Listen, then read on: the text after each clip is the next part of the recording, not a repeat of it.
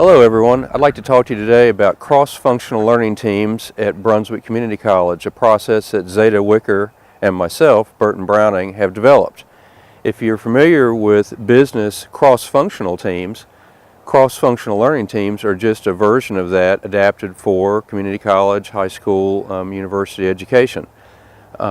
President Theodore Roosevelt is quoted as saying, "By far and away, one of the best things in life is being able to work hard at work worth doing."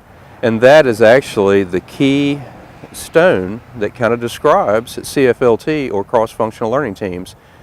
What we've done is we've gotten together different groups of students from different classes, say for example electronics students, math students, IT students, programming students, but different areas, and they come together on a project that has social meaning and value. To give you a quick little summary of what that might be, for example, the bees are dying off around the world. So what we've done is we've gotten beehives, we taught the students how to put the bees in, but what we've also done is hooked up Arduino computers and Raspberry Pi computers to monitor temperature sensing, internal and external to the hive, video monitoring, recognition of the bees, so you can do actually an image recognition or facial recognition of the bees. All this equipment that the students have built and programmed from scratch. We also have an aquaponics fish tank project, certainly sustainability and closed systems where you can have fish for food, grow plants, reuse the waste. We've done a system like that, and bottom line, we have IT, electronics students, programming students, and they've gotten together and worked on the tank. They built custom controlled computer pump systems for it. We're also doing image and facial recognition with that system as well.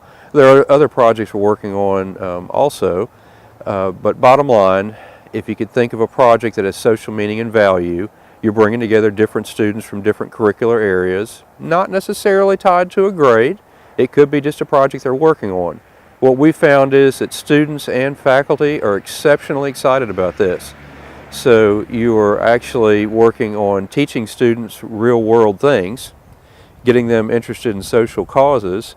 However, you're also working on student retention and faculty retention. Faculty members are so excited to work on these projects, it takes potentially a boring job or a job that they've gotten into a rut with, and it kind of puts a real world component with it. We found that students will come in over spring break and fall break to work on these projects. Some of the key parts that you want to consider that make a CFLT or cross-functional learning team project: projects need to have meaning. They need to be real world. The projects don't necessarily have to be tied to a grade. They could be, but they don't have to be. Another aspect that it hits is, again, faculty and student retention and excitement. And the last and most exciting part, I think, of cross-functional learning teams is their self-marketing. We've had students from other areas come and want to be involved in these projects, and they have nothing to do with these programs. Of course, we let them on board. The less you have to sell this and the more it sells itself, the better. There'll be more information available. This is just an executive high-level overview, though, of cross-functional learning teams. And again, if you're familiar with cross-functional teams or tiger teams in a business setting, this is just an educational version of that.